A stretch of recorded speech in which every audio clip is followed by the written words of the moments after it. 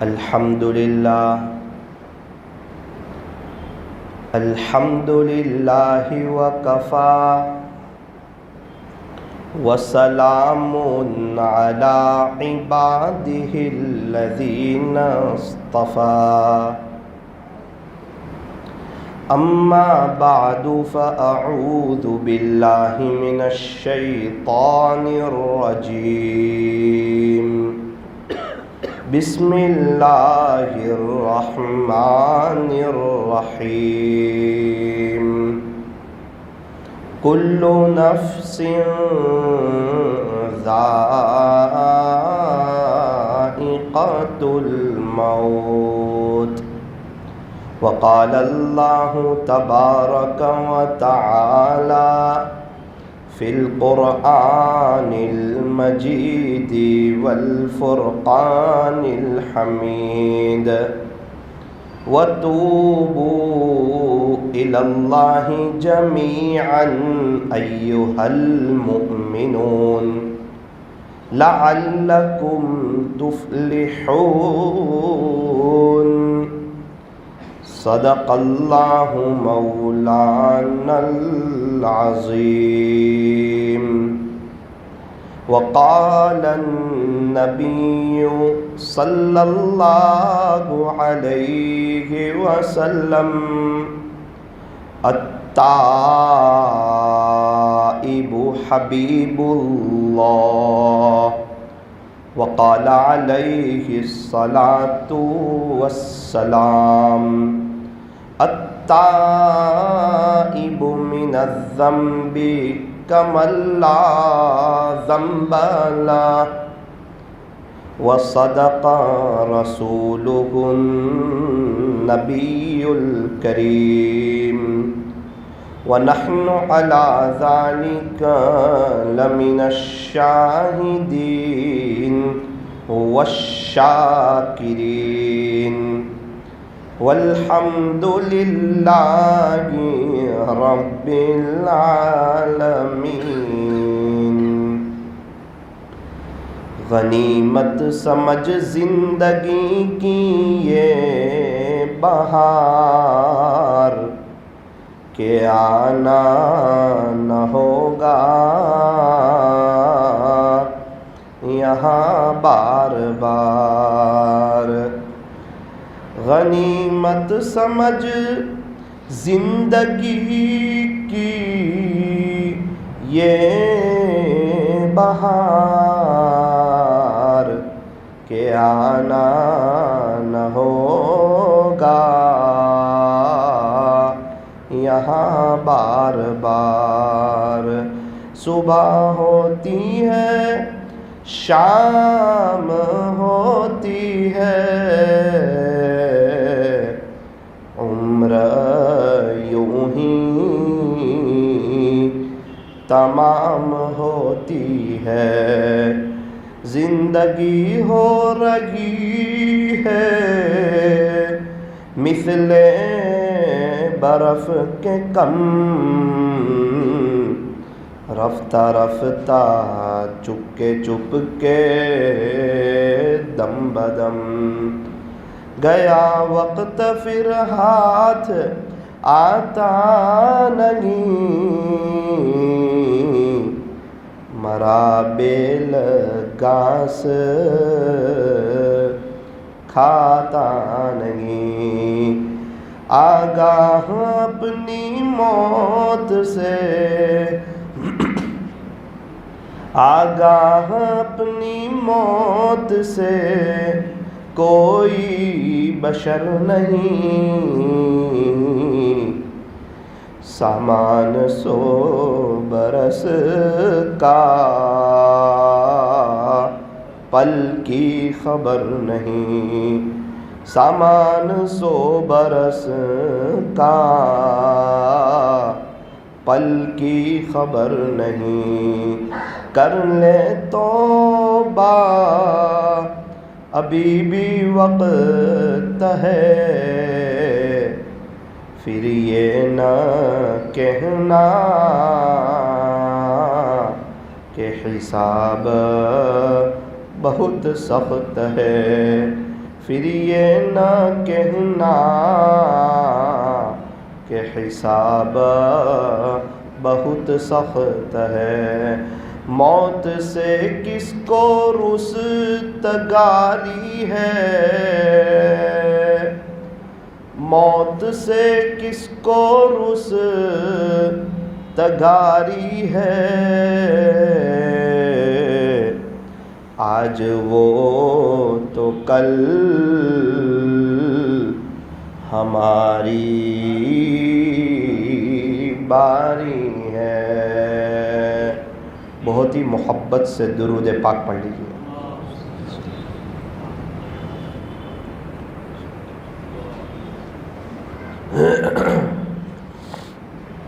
بزرگان محترم، معزز علماء کرام اور عزیز نوجوانوں، آج کا جو دن ہے وہ جمعہ کا دن ہے، اور جمعہ کا جو دن ہوتا ہے وہ بہت ہی مبارک، بہت ہی بابرکت اور بہت ہی باعظمت دین ہوا کرتا ہے۔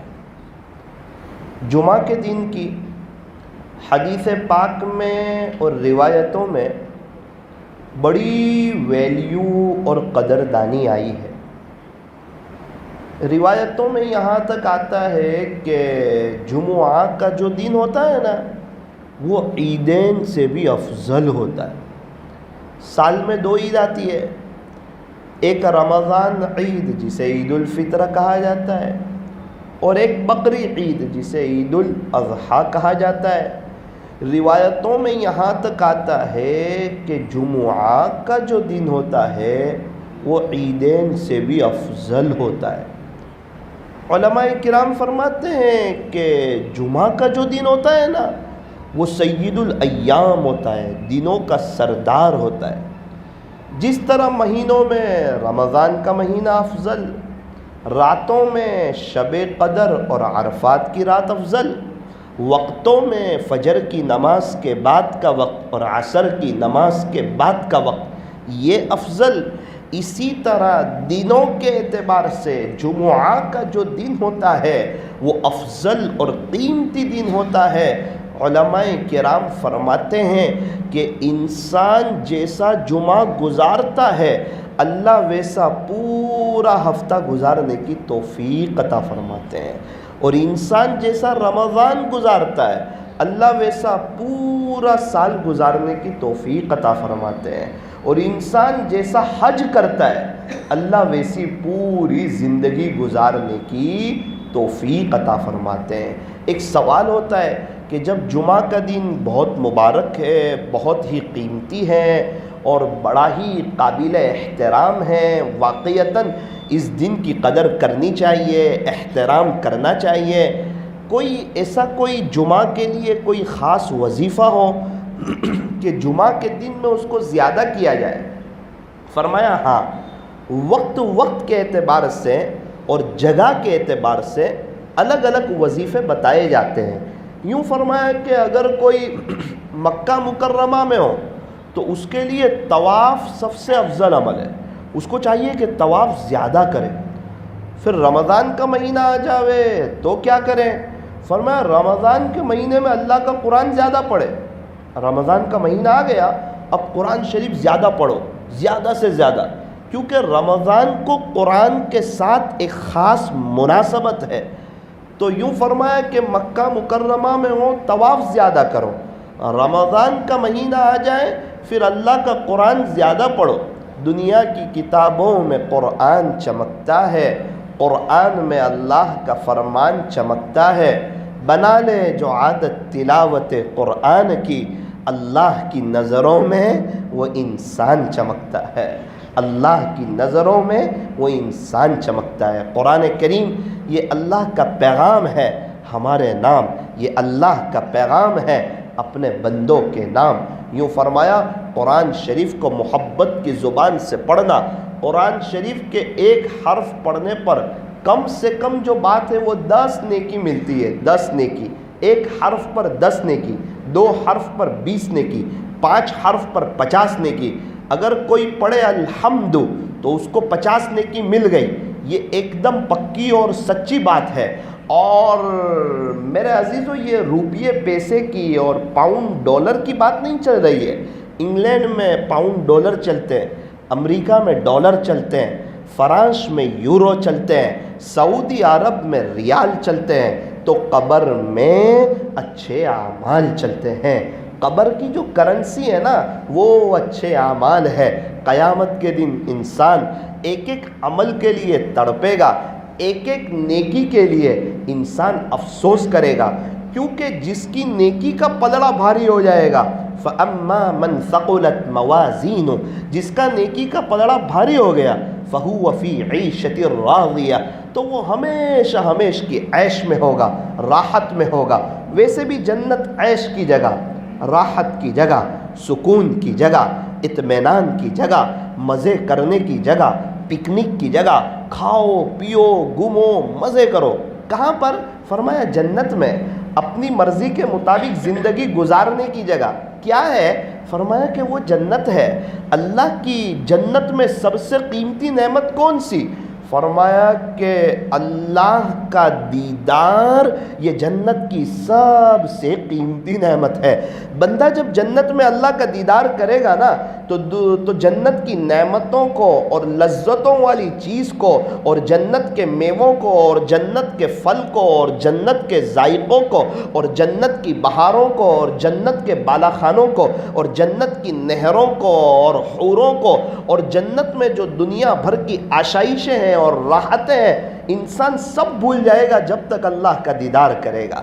اور جیسے ہی اللہ کا دیدار والا سلسلہ بند ہوگا, دوبارہ اس کو جنت میں دھیان لگے گا, جنت میں اس کو انٹرسٹ آئے گا. اور جیسے ہی پھر دوبارہ اللہ کا دیدار ہوگا, پھر جنت بھول جائے گا. ارے جس اللہ نے جنت کو بنایا ہو وہ اللہ کیسے ہوں گے؟ اللہ اکبر کبیرہ. میرا عزیزو, مجھے اور آپ کو تو اللہ کا دیدار کرنا ہے, ہمیں تو اللہ کو دیکھنا ہے, ہمیں تو اللہ کے سامنے جانا ہے, ہمیں تو اللہ کو منہ بتانا ہے. اسی لیے فرمایا کہ دوستی اللہ سے کرو, یاری اللہ سے لگاؤ, دل کی تار اللہ سے جوڑو, اپنے دل کو صاف رکھو. یہ تو ایک دل ہے اور ایک اللہ کے لیے ہے. اس دل میں تو اللہ کے غیر کے لیے کوئی جگہ ہی نہیں ہے. اور کسی انسان کے جسم میں دو دل نہیں ہے کہ ایک اللہ کو دے دے, ایک اللہ کی مخلوق کو دے دے. ما جعل اللہ لرجل من قلبین فی جوفہ, اللہ تعالیٰ نے کسی انسان کے جسم میں دو دل نہیں بنائے, یہ تو ایک دل ہے. اللہ بھی ایک ہے, دل بھی ایک ہے.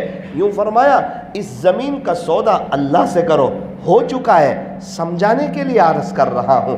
اس زمین کا سودا, اس دل کی زمین کا سودا اللہ سے کرو.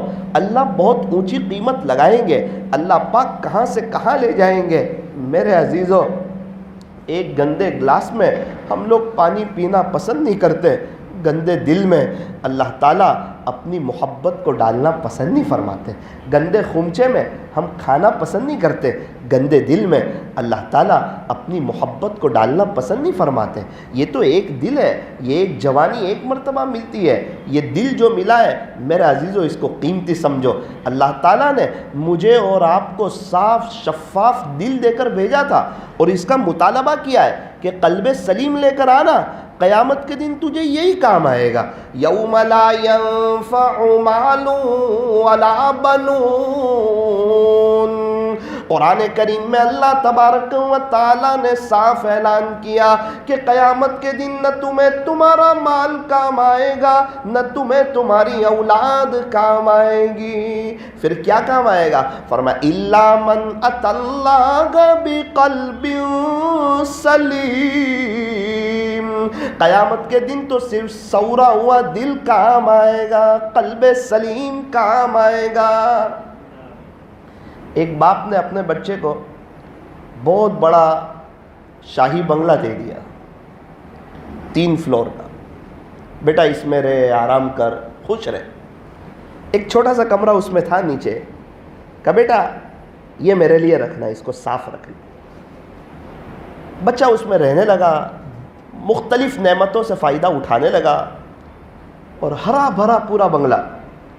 کچھ وقت کے بعد جب باپ اس گھر میں آیا تو کیا دیکھتا ہے کہ وہ نیچے کا کمرہ گندا ہے. بتاؤ باپ کا دل کتنا دکھے گا.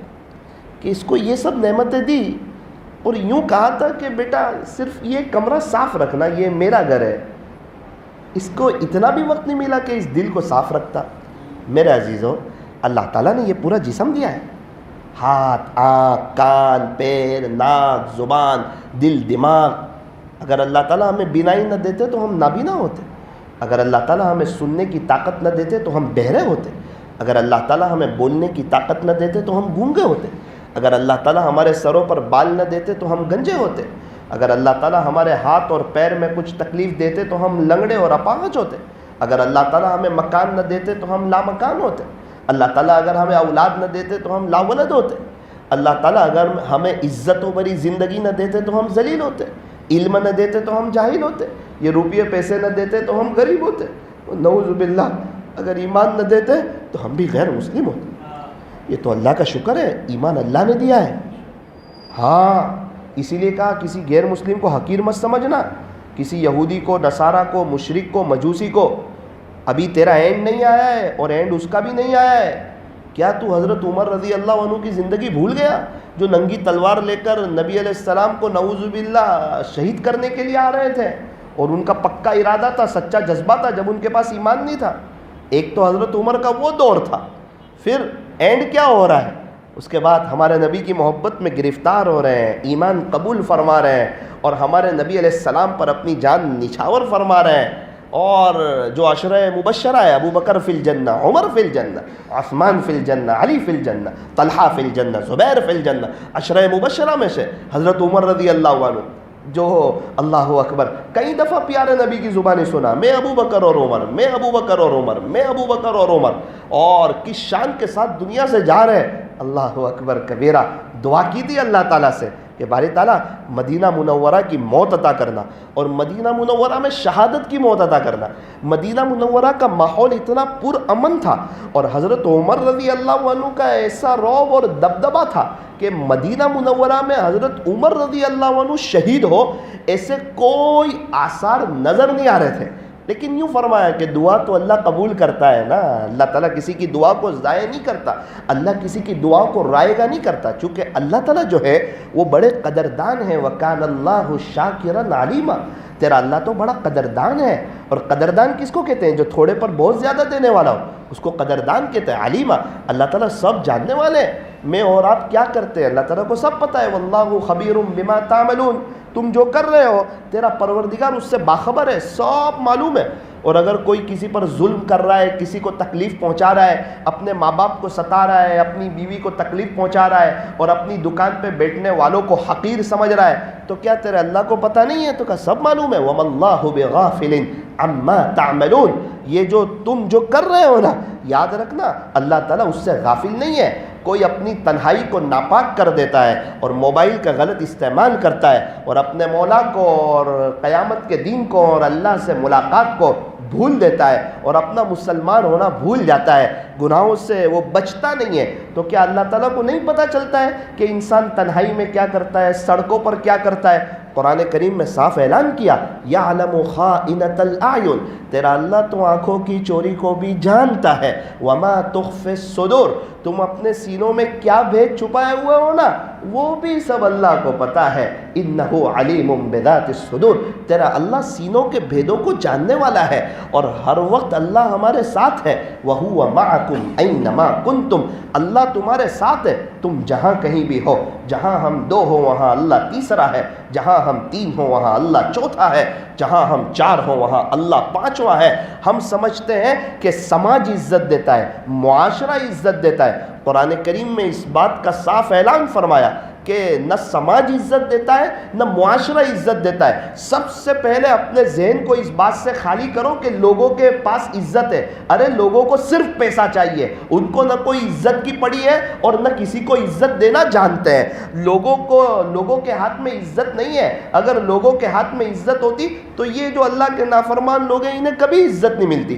فرمایا کہ عزتوں کو دینے والے اللہ ہے۔ قرآن کریم میں اس کا اعلان کیا، وَتُعِزُّ مَن تَشَاءُ،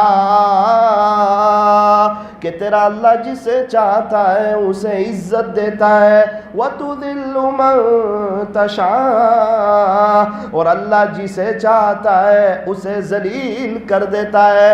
بادشاہوں کا بادشاہ کون ہے؟ فرمایا اللہ ہے۔ قُلِ اللَّهُمَّ مَالِكَ الْمُلْكِ، بادشاہ کون دیتا ہے؟ تُؤْتِي الْمُلْكَ مَن تَشَاءُ، بادشاہ کون چھین لیتا ہے؟ وَتَنزِعُ الْمُلْكَ مِمَّن تَشَاءُ، تیرا اللہ بادشاہوں کا بادشاہ ہے، شہنشاہوں کا شہنشاہ ہے، احکم الحاکمین ہے، تاجدار مدینہ کا رب ہے۔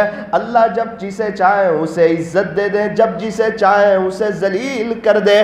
بیدک الخیر، خلاصہ یہ ہے کہ سارا کنٹرول اور سارا پاور یہ سب تیرے رب کے ہاتھ میں ہے۔ انک علی کل شیء قدیر، بے شک تیرا اللہ ہر چیز پر قادر ہے۔ یہ رات کو دن میں اور دن کو رات میں کون تبدیل کرتا ہے؟ فرمایا یہ اللہ ہی کرتا ہے۔ کبھی دن 10 گھنٹے کا، رات 14 گھنٹے کی، کبھی رات 10 گھنٹے کی، دن 14 گھنٹے کا۔ یہ رات اور دن میں کمی زیادتی کون کرتا ہے؟ فرمایا اللہ کرتا ہے۔ یہ آسمانوں کو بنانے والا کون؟ یہ 7 آسمان کو بنانے والا کون؟ اور بغیر ستون کے یہ آسمان ٹھہرے ہوئے ہیں، وہ کون ہے جو اسے زمین پہ گرنے نہیں دیتا؟ فرمایا وہ اللہ ہے۔ آسمانوں کو بنانے والے اللہ، زمین کو بچھانے والے اللہ، پہاڑوں کو گاڑنے والے اللہ، سمندروں کا نظام چلانے والے اللہ، آسمان سے پانی کو برسانے والے، زمین سے غلے کو اگانے والے، انڈے سے بچے کو نکالنے والے، ساری دنیا کا نظام چلانے والے۔ فرمایا کہ وہ ایک اللہ ہے۔ نادان کو اس بات کا بالکل نہیں پتا۔ وَتُعِزُّ مَن تَشَاءُ وَتُذِلُّ مَن تَشَاءُ۔ ہم تو سمجھتے ہیں منگنی میں اگر رسم و رواج نہیں کریں گے ہماری ناک کٹ جائے گی۔ ارے ناک نہیں کٹے گی، اگر آپ رسم و رواج کرو گے نا وقتی عزت ملے گی۔ شادی میں فضول خرچی کرو گے نا 2 مہینے تک سب واہ واہ کریں گے، 2 مہینے کے بعد آپ کی بیٹی کا فون آئے گا کہ ابا آپ سسرال میں اچھا نہیں لگتا ہے، اب حالات شروع ہو گئے۔ پھر 30 سال تک، 40 سال تک، 45 سال تک بھگتتے رہنا۔ اگر وقتی عزت کے پیچھے گئے، شادی کا موقع ہے، سب کو خوش کیا جا رہا ہے، ارے شادی ہے، خوش کرو خوش کرو خوش کرو، یہاں تک کہ گھر کی کام والی کو بھی خوش کرو، یار خوشی کا موقع ہے۔ ایک اللہ کو بھول کر، جو خالق ہے، جو مالک ہے، جو پالنہار ہے، اس اللہ کو بھول کے سب کو خوش کرو۔ ارے عزت ہونی چاہیے یار، سماج میں اپنا نام ہونا چاہیے، معاشرے میں اپنا مقام ہونا چاہیے۔ میرے عزیزو، ایسے معاشرے میں مقام نہیں ملتا، اللہ کو ناراض کر کے معاشرے میں عزت ملتی ہے کیا؟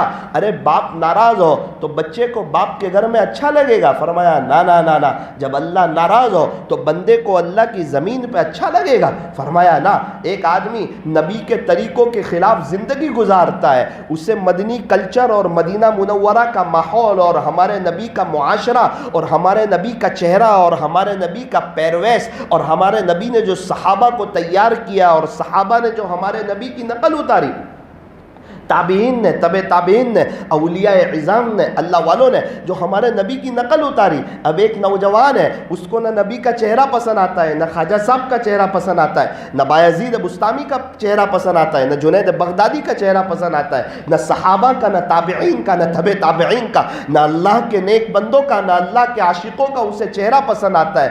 میرے عزیزوں، بغیر ماسک کے آج ہم پولیس والے کے سامنے نہیں جا سکتے، بغیر داڑھی کے کل پیارے نبی کے سامنے ہم کیسے جا سکیں گے؟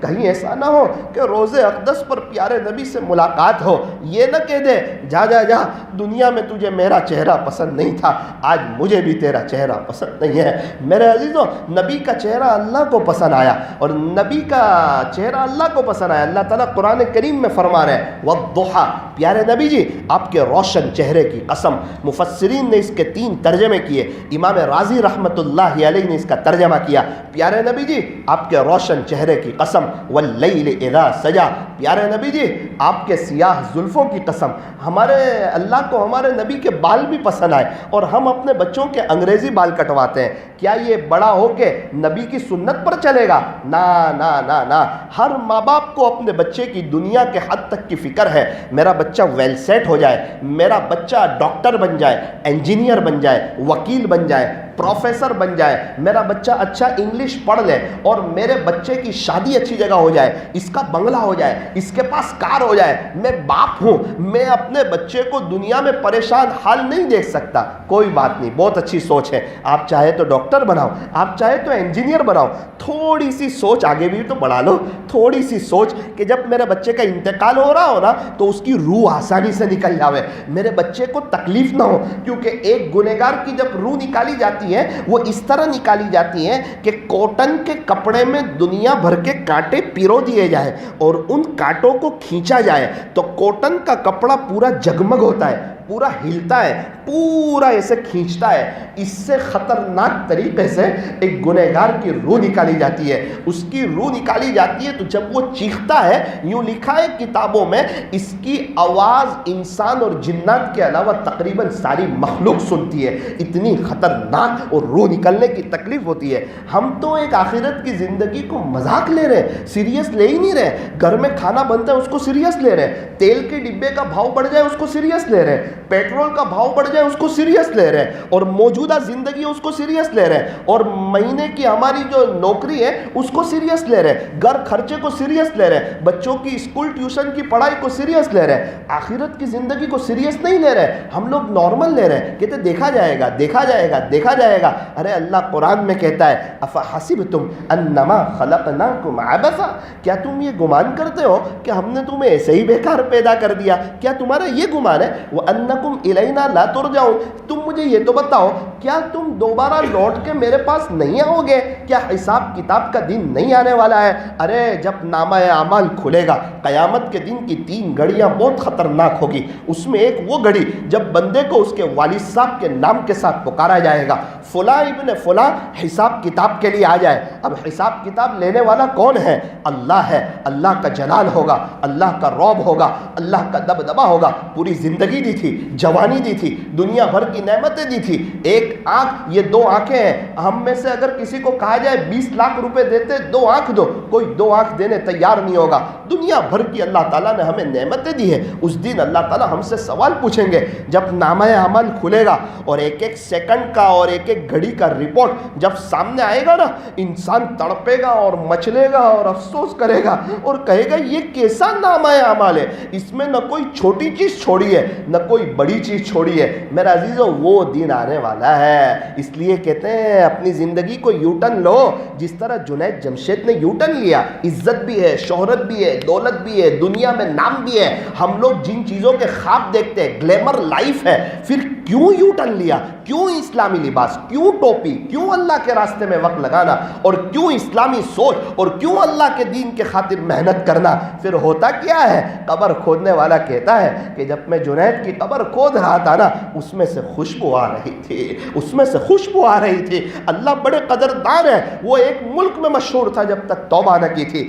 توبہ کی اللہ نے پوری دنیا میں مشہور کر دیا۔ مکہ مکرمہ میں جنید جمشید کے بورڈ لگائے تو جنید جمشید رونے لگے، دل ان کا رونے لگا کہ ایک وقت تھا میرے گانے کے بورڈ لگتے تھے اپنے ملک میں، مجھے نہیں پتا تھا میں توبہ کروں گا، میرا اللہ اتنی قدردانی کرے گا۔ آج مکہ کی گلیوں میں جنید جمشید کے بورڈ لگے ہوئے ہیں، اور وہاں کی قبرستان کا رکھوالی کہتا ہے کہ جنید کی قبر پر روزانہ 600 لوگ ایصال ثواب کرنے کے لیے آتے ہیں، جمعہ میں 3000 لوگ، آج ہمارے جنازے میں نہیں ہوتے 500 لوگ۔ میرے عزیزو اللہ کی طرف آؤ، اللہ کی طرف آؤ، زندگی گزارنے کی مزہ بھی آئے گی، چین سکون اطمینان اور امن و امان ملے گا، مقدر کی روزی ملے گی، پیٹ پڑی ملے گی، عافیت کے ساتھ ملے گی، اطمینان کے ساتھ ملے گی، ڈاکٹروں کے اور عاملوں کے اور گھر کے جھگڑوں سے بچتے ہوئے ملے گی۔ اور اگر اللہ کو ناراض کیا، مقدر کی روزی پھر بھی ملے گی، وہ عاملوں کے چکر کاٹتے کاٹتے ملے گی، پریشانیوں کے ساتھ ملے گی، بکھری ہوئی ملے گی، سر پڑی ملے گی،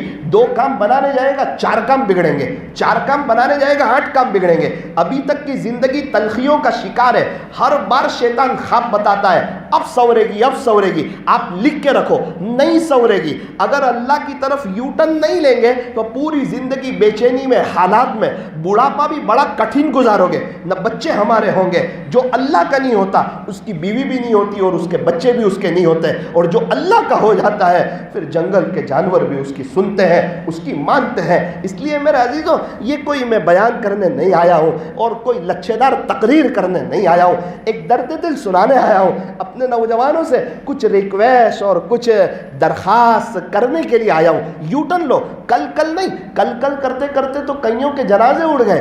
قبرستان ایسے نوجوانوں سے بھرے پڑے ہیں جو یوں کہتے تھے کہ ہم بڑھاپے میں توبہ کریں گے، بڑھاپا آیا ہی نہیں، جوانی میں موت نے انہیں آ پکڑا اور اللہ کو پیارے ہو گئے۔ میرے عزیزو، جمعہ میں جس طرح مسجدیں بھری ہوتی ہے، اللہ کرے فجر کی نماز میں مسجدیں بھری ہو، ہم اٹھ کر آئے۔ ارے شادی میں کوئی بڑا آدمی کنکوتری بھیجتا ہے، ہم چلے جاتے ہیں، جانا ہی پڑے ورنہ برا لگے، اللہ بھی تو کنکوتری بھیج رہا ہے نا، حی علی الصلاۃ، آ جا میرے بندے۔ لیکن فجر کی نماز میں میٹھی نیند سو رہا ہے، وہ دنیا کے بڑے آدمی کو جانتا ہے لیکن اللہ اکبر کا ترجمہ نہیں جانتا، حالانکہ پیدا ہوا تھا اس کان میں بھی اللہ اکبر کہا تھا، اس کان میں بھی اللہ اکبر کہا تھا، 5 وقت مسجد کے مائک سے اللہ اکبر سنتا ہے اور بار بار نماز میں کہتا ہے اللہ اکبر، اللہ سب سے بڑا ہے۔ ایک لڑکی نے دیکھو اللہ اکبر کی گونج لگائی، اللہ نے پوری دنیا میں اس کو چمکا دیا۔ اللہ اکبر کوئی معمولی چیز ہے، اللہ بڑے ہیں ہم چھوٹے ہیں، اللہ بڑے ہیں ہم چھوٹے ہیں۔ میرے عزیزو، بارڈولی والو، دنیا والو، آ جاؤ اللہ کی طرف،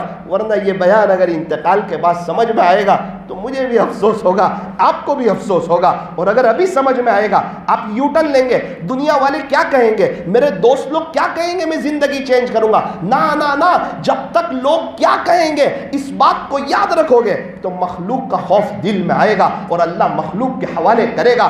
ابھی یوں سوچو میرا اللہ کیا کہے گا، اللہ اپنا خوف دے گا، دنیا کے خوف سے نجات دے گا۔ اللہ کی غلامی میں آؤ، پوری دنیا والوں کی غلامی سے آزادی ملے گی، پیارے نبی کی غلامی میں آؤ، دنیا والوں کی غلامی سے آزادی ملے گی۔ اللہ کے راستے میں وقت لگاؤ، اپنی آخرت بناؤ، اپنے بچوں کو حافظ، عالم، قاری، مفتی، دین کا داعی بناؤ۔ مدرسہ آپ کے قریب ہے، دارالاحسان آپ کے قریب ہے، اپنے بچوں کو پڑھاؤ۔ یاد رکھنا اگر ہمارا بیٹا حافظ قرآن ہوگا تو جنت میں تاج ملے گا، نواسا حافظ ہوگا تاج نہیں ملے گا، پوتا حافظ ہوگا تاج نہیں ملے گا، بھتیجا حافظ ہوگا تاج نہیں ملے گا، بھائی حافظ ہوگا تاج نہیں ملے گا۔ باپ بیٹا، ایک بیٹا ہے وہ خود حافظ قرآن ہے، اس کی شادی ہوئی، اس کے بچے ہوئے، اور وہ حافظ قرآن بیٹے نے اپنے بچوں کو حافظ نہیں بنایا تو وہ حافظ قرآن کو بھی تاج نہیں ملے گا کیونکہ اس کے بچے حافظ نہیں ہیں۔ ہاں یہ حافظ قرآن ہے، اس کے ماں باپ کو تاج ملے گا جو سورج سے زیادہ چمکدار ہوگا۔ ذرا اپنے بچوں کی قبر کی فکر بھی کرو کہ یہ جب قبر میں جائے نا تو محمد کے غلاموں کا کفن میلا نہیں ہوتا، کوئی کیڑے مکوڑے اس کے آس پاس نہ آئے، اللہ اس سے خوش ہو، جنت کی کھڑکی کھلے اور اس وقت بچے کے دل سے دعا نکلے کہ میرے باپ نے میری دنیا کی بھی فکر کی تھی اور آخرت کی بھی فکر کی تھی۔ آج تو ماں باپ سوچتے بچے کی دنیا سنور جائے، چاہے 60 سال کے بعد ہمیشہ کی لائف اس کی برباد ہو جائے۔ اللہ کے واسطے ان کو کفنی پائجامہ پہناؤ، جینس ٹی شرٹ نہ پہناؤ، بڑے ہو کے اللہ والوں جیسا لباس پہنیں گے، اپنے بچوں کے انگریزی بال نہ کٹواؤ، مکتب میں مدرسے میں پابندی سے بھیجو، خود بھی اللہ کا قرآن سیکھو، اپنے گھر میں فضائل اعمال کی تعلیم کرو۔ اللہ تبارک و تعالی ہمیں مرنے سے پہلے سچی توبہ کی اور آخرت کو سامنے رکھ کر کے زندگی گزارنے کی توفیق عطا فرمائے۔ سارے قبرستان والے توبہ کرنے کے لیے تیار ہیں لیکن اللہ اب ان کی ایک سننے کے لیے تیار نہیں ہے۔ میرے عزیزوں، میرے اور آپ کی اللہ توبہ کرنے کے لیے تیار ہے۔ اب ہم اپنے آپ سے پوچھ لیں کیا ہم تیار ہیں کہ نہیں، کیونکہ اللہ تعالیٰ تو بڑے مہربان ہے۔ اللہ تعالیٰ ہم تمام کو سچی توبہ کی ابھی ہی نقد توفیق عطا فرمائے۔